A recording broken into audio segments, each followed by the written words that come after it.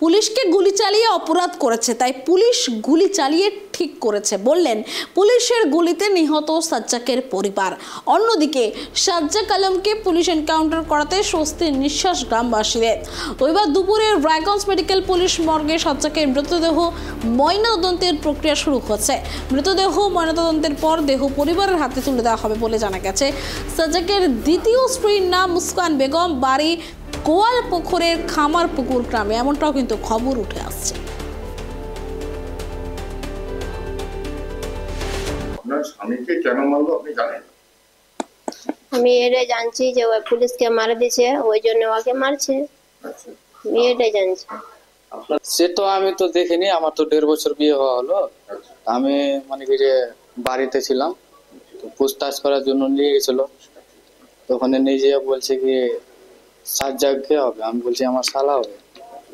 ওখানে গেল, পুছতাছ করলো, এরকম ওখানে থানাতে যেয়ে শুনছি যে বলে সাজ্জাক পালিয়ে গেছে। তার জন্য মানে কি যে ওকে ধরার জন্য মানে পুলিশ লাগিয়েছিল। আমাকে পরে বললো, যখন থানায় নিয়ে আসা হলো তখন বললো যে সাজ্জাক পুলিশকে মানে গুলি মেরে পালিয়ে গেছে। কালকে ঘটনা হয়েছে, আমরা নিউজে দেখেছিলাম সাজ্জাক বলে ধরা পড়েছে, তো ওকে শুট করে দেওয়া আছে। অনেক শান্তি, ভালো হয়েছে। অপরাধ করেছে, পুলিশ এনকাউন্টার করেছে, ভালো করেছে, আমরা শান্তিতে আছি। কি কি ধরনের অপরাধ করতে হলো? কত আগে বাইরে খাচ্ছিল, বাইরে থেকে আসে শুনছিলাম যে ও ছিনতাই, গাড়ি ছিনতাই, ওর মানুষের আর রোক আউট করে ওর কাছ থেকে ছিনতাই। পরে আবার দেখলাম তো করণদিঘিতে আবার পোলট্রি ফার্মকে গুলি করে মেরেছিল। পুলিশ আসছিল, আমাদেরকে খারাপ লাগছিল।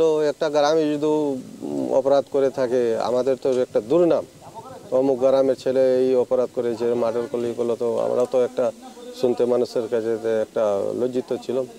আমাদের সমাজ, আমরা সবাই খুব 100 খুশি আছি আমরা, যে খুব ভালো হয়েছে, এনকাউন্টার করছে, খুব ভালো করে কাজ করেছে। আমরা সমাজ আমাদের শান্তিতে থাকবে, আমরা শান্তিতে থাকতে পারবো।